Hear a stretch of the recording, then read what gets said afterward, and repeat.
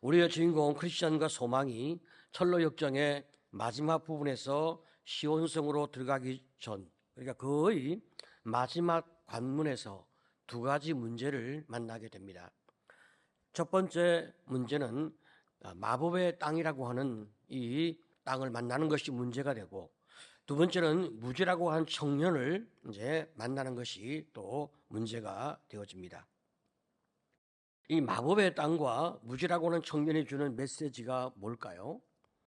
성도가 신앙생활을 하다가 어느 정도 말씀도 알고 신앙생활에 익숙해지는 어떤 그런 수준에 이르게 되어지면 두 가지 유혹을 받는 것을 존 번연이 강력히 우리에게 일깨워주고 싶어 하는 거예요. 그래서 이 부분이 제일 마지막에 소개되어지고 있어요. 자, 우리가 첫 번째로 이제 마법의 땅을 통해서 우리가 무엇을 경고받아야 하는가? 영적인 나태함의 유혹을 경고받게 되는 거예요. 두 번째로 무지라고 하는 이 청년을 통하여 이단과 잘못된 가르침에 대한 그 유혹을 얼마나 우리가 잘 분별해낼 수 있는지 그것을 우리가 또 이제 훈련받게 되는 것입니다. 먼저 영적 나태에 대해서 잠깐 생각해 보도록 합니다. 시온성을 앞에 두고 만나게 되는 이 마법의 땅은 영적인 나태함을 상징하고 있는데, 이 영적 나태는 크리스찬이 고생산을 올라가게 되어질 때 너무 지쳐서 잠시 정자에서 쉬었던 것과는 차원이 달라요. 이때 크리스찬은 힘을 다하여 고생산을 올라가다가 너무 지쳐서 내가 잠시 쉬어도 되지 않을까, 지금 내가 너무 힘들게 올라왔으니까 조금만 쉬었다 가자, 이런 마음으로 그때 잠시 쉬었단 말이에요. 자, 그렇지만 시온성, 천국을 앞에 두고 있는 이 시점에서 만난 마법의 땅은 잠시 쉬는 게 아니라 아예 잠들게 만드는, 그래서 깨어나지 못하게 만드는 그런 무시무시한 땅이 마법의 땅이었어요. 이것은 말이죠, 무엇을 상징하고 있는가?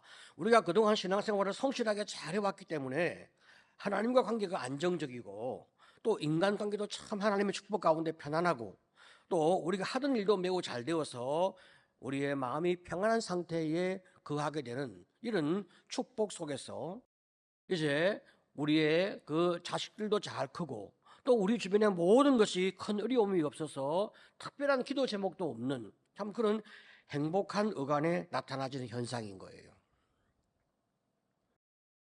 이쯤 되어지면 자신의 믿음에 대하여 자만하고 나태함에 빠지게 되는 것이 누구나 걷는 길입니다. 이쯤 되어지면 예배를 드려도 예배가 습관이 되어서 별로 감동이 없습니다. 설교를 들어도 다 아는 말씀이라고 생각되어지기 때문에 별로 마음에 와닿지 않습니다. 기도에 대하여도 언제든지 내가 기도할 수 있고, 기도하면 하나님이 내 기도를 들으신다고 생각되어지기 때문에 기도의 자리에 간절하게 나오는 마음이 없어요. 전도도 옛날에는 열심히 했는데 이제는 내가 삶의 전도를 하면 되지, 이런 마음 때문에 전도하는 자리에 나오지 않습니다. 봉사도 안 하는 건 아닌데 남들이 뭐라고 하지 않을 수준 정도만 체면 유지를 하고 있는 거죠. 영적인 나태함에 빠져서 잠들기 시작하는 이런 수준이 이제 되어지고, 점점 더 깊게 신앙의 나태함 때문에 결국은 나중에 이제 주변의 많은 사람들을 향하여 비판과 질책을 하게 되어집니다. 우리가 부부 관계로 이야기하게 되어지면 이제 권태기에 들어선 거죠. 서로를 바라봐도 감동이 없어요. 그냥 가족 중에 가족. 없으면 섭섭하고 있으면 그냥 귀찮고, 이런 이제 정말 아주 지독한 권태기로 들어서게 되는 거예요. 무슨 큰 문제가 있어서 그런 것이 아니라 사람은 누구나 편안해지면 이런 시기를 만나게 되어집니다. 이때 만약 새로운 어떤 자극, 새로운 즐거움을 추구하게 되어진다면 이제 부부관계가 타락되어지면서 불륜이 일어나게 되어지고, 또 이때 새로운 자극을 추구하는 신앙생활을 원하게 되어지면 이단에 빠지게 되는 거예요. 자, 그러면 영적인 나태함에 빠지게 되어지는 마법의 땅에서 어떻게 해야 되는가? 지금 이 크리스찬과 소망이 이 위기를 어떻게 탈출하는지 함께 우리가 생각해 보면 참 우리가 많은 교훈을 얻게 되어지죠. 이 마법의 땅에 들어가서 소망이 말이죠, 자꾸 잠이 오는 거예요. 잠이 쏟아지니까 견딜 수가 없는 거예요. 걷기조차도 너무 힘들어요. 이때 우리 주인공 크리스찬에게 딱 깨우쳐지는 깨달음이 있어요. 그것은 기쁨의 산에서 목자가 말해주는 경고였어요. 마법의 땅에 들어가서 결코 잠들지 말라, 이런 경고를 우리 주인공 크리스찬이 깨닫게 되는 거죠. 그래서 어떻게 하면 잠들지 않을 수 있을까 생각을 하다가 소망에게 우리가 서로 교제하고 우리가 서로 간증하면서 삶을 나누자, 그때 우리가 이 위기를 넘어갈 것 같다라고 소망에게 제안하게 되어지죠. 소망은 너무 고마워하는 거예요. 순례의 길을 내가 만약 나 혼자 나오게 되었다면 내가 잠들고 말았을 텐데 내가 당신과 함께 하게 되어서 너무 행복하다, 그렇게 고백을 하면서 이 모든 것이 하나님의 은혜라고 고백하는 거예요. 그리고 두 사람은 마법의 땅을 다 통과할 때까지 이제 간증을 하기 시작하는데 제일 먼저 소망부터 자기 간증을 하기 시작합니다. 참 깊은 신앙의 대화를 나누면서 함께 울컥하고 함께 행복하고 함께 뜨거운 마음을 참 나누는 그런 축복을 가지게 되어지죠. 여러분, 우리의 신앙이 나태해질 때 이 성도의 교제가 얼마나 중요한지 모릅니다. 자, 우리 같이 한번 더 말씀을 읽어보겠습니다. 우리의 본문 10장 24절 25절. 자, 시작. 서로 돌아보아 사랑과 선행을 격려하며 모이기를 피하는 어떤 사람들의 습관과 같이 하지 말고 오직 권하여 그날이 가까움을 볼수록 더욱 그리하자. 네. 여러분, 사단은 말이죠, 성도가 모이는 걸 아주 싫어합니다. 모여서 함께 기도하고 서로 사랑으로 격려할 때 이제 이 점점 더 강력해지는 성도가 되어지기 때문에, 그리고 서로 함께 연합하기 때문에 사단이 도저히 성도를 넘어지게 할 수가 없는 거예요. 그러니까 사단은 이 성도가 교제할 때 너무너무 싫어합니다. 그래서 우리는 목장에서 말씀을 나누고 삶을 나누는 그런 것이 우리의 신앙이 위기 가운데 있을 때도 도움이 되지만, 우리의 신앙에 아무 문제가 없고 우리의 삶이 하나님의 축복 가운데 평안에 있을 때에 그때 넘어지는 영적 나태함에서 우리가 빠져나올 수 있는 가장 큰 축복임을 우리가 기억해야 하는 거예요. 목장에서 우리가 우리의 삶의 이야기를 나눌 때 그 중심에 하나님이 있고 말씀이 있어야 합니다. 만약 우리가 일상적인 삶의 이야기를 나누는 그런 목장을 하고 있다면 그건 타락한 목장이에요. 그런 목장은 세상적 만남과 아무런 차이가 없기 때문에 영적인 감동이 없고 하나님이 함께 하시는 은혜가 없습니다. 서로의 믿음을 지켜줄 수 있는 강력한 믿음의 도전과 간증과 감동과 사랑으로 하나 되어지는 그런 만남은 예수를 나누는, 주님을 바라보게 하는 영적인 만남에서만 그 축복이 가능해지는 거죠. 그렇기 때문에 우리가 목장에서 믿음의 교제를 나누는 성도가 되시기를 축복합니다. 자, 두 번째, 이제 우리가 무지라고 하는 청년을 통하여 이단과 잘못된 가르침의 유혹을 분별하게 되는데요. 여러분, 믿음이 어린 성도는 신앙의 초기에 이단에 빠질 수도 있어요. 그런데 이단에 빠지는 사람들을 보게 되어지면 대부분 신앙생활을 열심히 잘 해왔고 말씀도 잘 배웠고 봉사도 많이 하시는 분들이 나중에 이단에 빠지는 경우가 종종 좀 많이 있어요. 아니, 그 사람이 한때 신앙생활을 잘했는데 설마 이단에 가 있으려고. 그런데 가끔씩 그런 경우가 있어요. 자, 그렇기 때문에 우리 역시 이단의 잘못된 가르침에 빠지지 않는다 보장이 없죠. 자, 그러면 우리가 어떻게 해야 될까? 우리가 잘못된 길로 가지 않기 위해서 분명히 알아야 하는 것이 있습니다.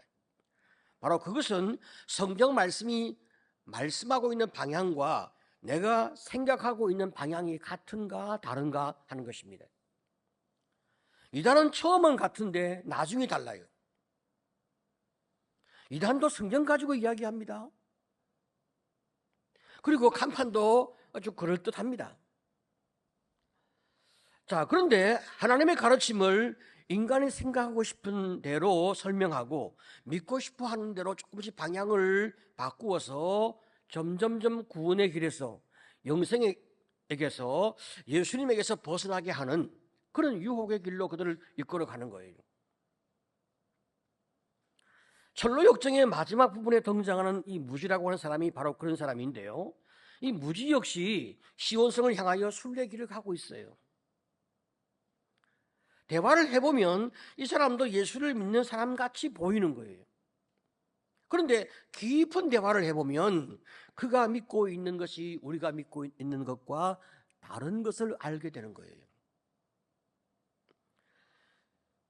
이 무지 청년이 우리 철로역정에 3번 등장합니다. 그런데 이제 크리스찬과 소망은 2번을 만나요. 마지막 3번째는 이제 그 사람이 그 결말이 어떻게 되는가를 보게 되어지는 거죠. 맨 처음 우리 크리스찬이 이 무지 청년을 만나게 되었을 때는 기쁨의 산을 내려왔을 의관이었습니다. 산에서 내려오는데 그 왼편에 기만의 나라가 있었거든요. 그런데 기만의 나라에서 누군가가 나와서 시온성을 향해 가는 한 청년을 보게 되어진 거죠. 바로 그 사람이 무지였어요. 잘 모르는 거야, 무지. 우리 주인공 크리스찬이 보니까 좀 이상한 거예요. 왜냐하면 이 사람이 아주 밝은 얼굴로 시온성을 향해 가고 있다, 그렇게 말은 하는데 이 사람이 좁은 문을 지나온 것 같지 않은 거예요. 좁은 문이 무엇입니까? 구원의 확신을 상징하고 있거든요. 우리가 믿음의 생활을 하는데 구원의 확신이 없다. 여러분, 행복한 신앙생활, 승리의 신앙생활, 감동적인 신앙생활을 할 수가 없어요. 우리가 어떤 상황에서도 예수님이 나의 구주와 주님 되시고 나를 사랑하시고 나를 용서하신다는 이 확신이 우리가 항상 충만하기 때문에 우리가 어떤 상황 가운데 있어도 하나님을 바라보고 주야 라고 외칠 수가 있거든요. 우리 주인공 크리스찬이 얼마나 염려가 되지 않겠어요? 그래서 이 무지 청년에게 물었습니다. 시온성 입구 천국에서 천사들에게 문을 열어달라 이야기할 때 무엇을 보여줄 수 있겠어요? 그렇게 물어봤어요. 그러니까 이 사람이 이런 말을 하는 거예요. 나는 지금까지 선하게 살아왔고 사람을 대할 때도 예의 있게 잘 대해왔습니다. 물론 기도도 하고 금식도 하고 11조도 열심히 해왔습니다. 뿐만 아니라 봉사 생활도 열심히 하고 불쌍한 사람에게 자선도 많이 해왔습니다. 이 정도면 시온성에 들어갈 자격이 충분하지 않겠습니까? 다 그렇게 물어보는 거예요. 우리 주인공 크리스찬이 너무 안타깝지 않습니까? 그래서 당신은 좁은 문으로 들어오지 않았는데 괜찮겠습니까? 다시 걱정과 염려가 되어서 물었어요. 그랬더니 이 무지 청년이 아주 기분 나빠하면서 내 일에 간섭하지 말고 당신 일이나 잘하시라고 화를 내는 거예요. 그러니까 이제 더 이상 돕기가 어려운 거죠. 무지 청년은 자기 생각이 옳다고 확신하면서 간섭하지 말라고 하니까 더 이상 도와줄 수 없는 안타까움을 안고 이제 헤어지게 되었단 말이에요. 그런데 이제 마법의 땅에 들어와서 2번째로 무지 청년을 만나게 되어진 거예요. 여전히 무지 청년은 나는 혼자 가겠다 그렇게 말하는데 참 안타까운 마음과 불쌍한 마음이 들어서 크리스찬과 소망이 함께 같이 가게 되었어요.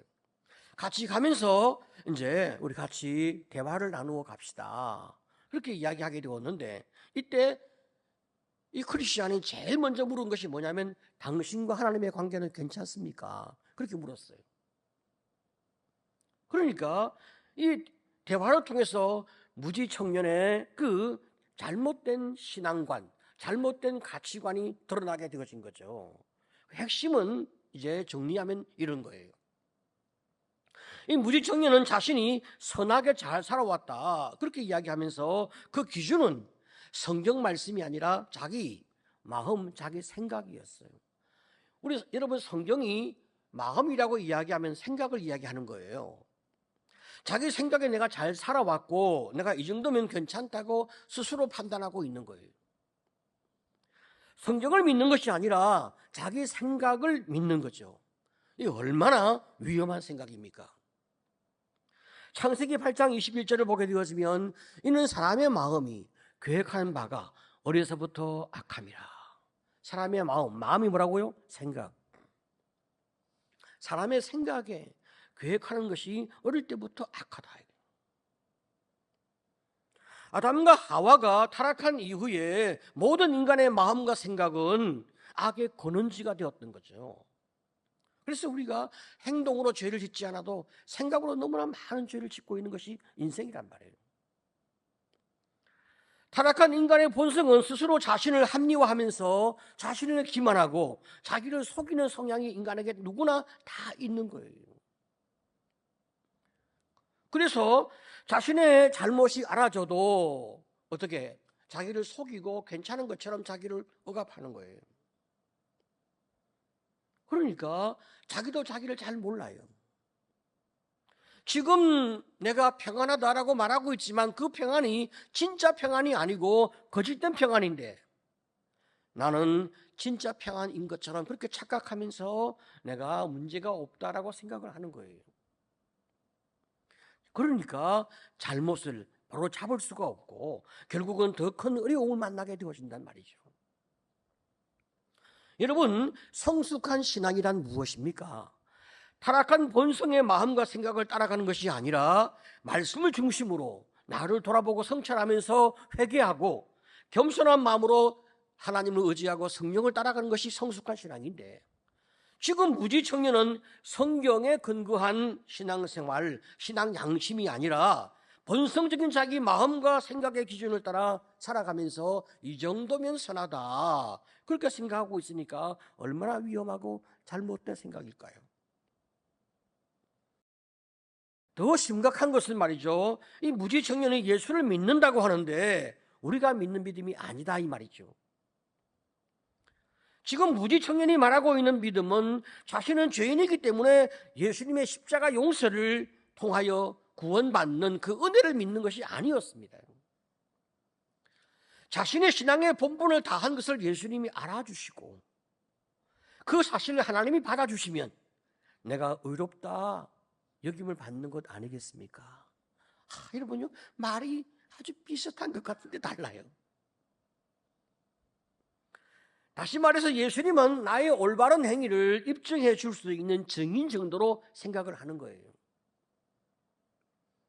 무지 청년은 예수님이 나의 죄를 위해 죽으시고 부활했다는 것을 믿는 것이 아니라 자기 자신이 믿고 있는 그 믿음을 믿고 있는 거죠. 하나님도 알고 예수의 십자가도 알지만 그 은혜를 의지하는 믿음이 아니라 자기 행위를 의지하는 자력 구원을 믿는 거예요. 이것은 성경에서 자기 행위로 구원받는다고 이야기하고 있는 바리새인들의 태도를 우리가 또 보게 되어지고 더 나아가서 사도 바울이 갈라디아 교회를 향하여 쓴 편지에서 나타나고 있는 이단 사상을 보여주고 있어요. 하나님의 은혜로 구원을 받기는 했지만 구원받은 이후에 나의 행위로 구원이 완성되어진다고 하는 갈라디안주의, 자, 이런 잘못된 사상을 이 사람이 또 가지고 있는 거예요. 물론 예수를 믿고 구원받은 사람은 그 사람이 계속 예수를 닮는 삶의 모습으로 성화되어져야 하는 것이 맞습니다. 분명히 우리가 예수를 믿고 나면 그 이전과 그 이후에 우리의 삶의 태도와 내용이 질적으로 달라져 있는 것은 사실입니다. 그렇다고 해서 우리의 행위가 구원의 조건이 되는 것은 결코 아닙니다. 왜냐하면 그 누구도 구원을 얻을 만한 완벽한 선함을 사람은 이 땅에서 갖출 수가 없고 만들 수가 없기 때문입니다. 그래서 하나님이 예수의 십자가를 통하여 우리의 모든 죄값을 다 치르게 하시고 그 십자가의 은혜를 믿는 자에게 영원한 의롭다 인정하시는 그 칭의를 허락하신단 말이죠. 그런데 이단은 예수의 십자가가 아니라 여러 가지 다른 구원의 조건을 제시하는 거예요. 전도를 몇 명 해야 구원받는다. 헌금을 얼마나 해야 구원받는다. 오직 그 이단 교회만 다녀야만 구원을 받는다. 뭐 그 외에도 여러분 제가 이 자리에서 다 말할 수 없는, 말하면 너무나 제 입이 더럽고 추해지는 그런 수많은 은밀한 조건들이 있어요. 그래서 영혼을 미혹하고 사탄의 제물로 그들을 이끌어 가고 있어요. 우리가 이 점을 분명히 알아야 하는 거예요. 지금까지 우리가 예수를 믿는 믿음의 생활 가운데서 말씀을 듣고 신앙 훈련을 해왔는데 이런 우리의 성경적 구원관 외에 누가 또 이상한 조건을 갖다 붙인다. 내가 저런 말은 들어본 적이 없는데, 내가 우리 교회에서 저런 거 배워본 적이 없는데 저게 진짜인가? 내가 몰랐나? 이렇게 헷갈리게 하는 모든 접근은 다 이단적 접근인 거예요. 자, 여러분 우리 성경 에베소서 2장 8절 9절 우리 같이 읽겠습니다. 자, 시작. 너희는 그 은혜에 의하여 믿음으로 말미암아 구원을 받았으니 이것은 너희에게서 난 것이 아니요 하나님의 선물이라. 행위에서 난 것이 아니니 이는 누구든지 자랑하지 못하게 함이라. 그렇습니다. 은혜에 의하여, 하나님의 은혜에 의하여, 그 하나님의 은혜에 감동되어서 믿음이 일어나 예수님을 나의 구주와 주님으로 고백하게 되어진 거예요. 그래서 돌아서서 보니까 구원은 하나님의 선물이었구나, 그렇게 우리가 깨닫게 되는 거죠. 행위로 구원받은 것이 아니다. 너희가 하나님의 은혜에 의해서 예수를 믿는 믿음으로 구원을 받은 것이다. 성경이 분명히 우리에게 확증해 주고 있습니다. 믿으시기를 축복합니다. 아멘. 자, 그러면 무지청년이 세 번째로 등장할 때 언제 등장할까요? 시온성에 들어갈 때 세 번째로 등장하는데 오늘 저녁 말씀드리도록 하겠습니다. 오늘 저녁 드디어 우리 크리스찬이 시온성 천국에 탁 들어가게 되어지고, 그리고 감동적인 이제 천국의 영광을 보게 되어지고 하나님의 은혜를 우리가 또 확인하는 감동의 시간이 오늘 밤에 있습니다. 이제 말씀을 정리하겠습니다. 우리의 신앙 여정에서 마법의 땅에 들어설 때가 있는데 그때 나를 비난하지 말고 또 참 나를 학대하지 말고 성도의 교제하는 가운데 들어가서 내 자신의 부족을 고백하고 또 다른 사람의 그 신앙의 성장과 도전을 함께 기쁨으로 감사함으로 우리가 그 가운데 들어갈 때 힘을 얻고 우리가 회복되어지는 은혜를 받게 되었습니다. 여러분, 남의 그 신앙생활의 그 진실한 간정은 정말 우리에게 큰 도움이 되는 거예요. 구원에 또 다른 조건이 있다고 말하는 이단과 잘못된 사상에 결코 속지 않는 그런 분명한 믿음을 가지기 위해서 말씀의 분별력이 끊임없이 우리에게 있어야 하고, 그리고 겸손한 마음으로 믿음의 생활을 하는 것이 너무 중요합니다. 이만하면 내가 훌륭하지 않은가? 여러분, 우리가 이런 마음을 가지면 바로 그 순간 넘어지는 거예요. 하나님의 은혜 가운데서 겸손한 마음으로 말씀 훈련에 잘 참여하는 것, 여러분, 이것이 우리가 살 길임을 믿으시기를 축복합니다. 아멘. 여러분, 우리가 그동안에 순례 여정을 걷는 우리가 참 이 크리스찬을 보게 되었는데, 여러분, 우리 개인의 신앙생활, 예수를 믿고 난 다음부터 우리가 지금까지 순례길을 쭉 걸어왔고 앞으로 우리가 얼마나 남았는지 우리는 아무도 몰라요. 내 개인적 종말이 언제인지도 모르고 우리 주님의 재림이 언제인지도 우리는 아무도 모릅니다. 우리는 다 각각 자기의 순례길이 있어요. 내가 어디까지 왔을까? 여러분, 이 땅에 너무 집착하지 말고 세상에 너무 많이 관여하지 말고 내게 주어진 직분에 최선은 다하지만 우리의 마음은 다 본향해 두고 믿음의 길을 걷는 성도가 되시기를 간절히 축복합니다.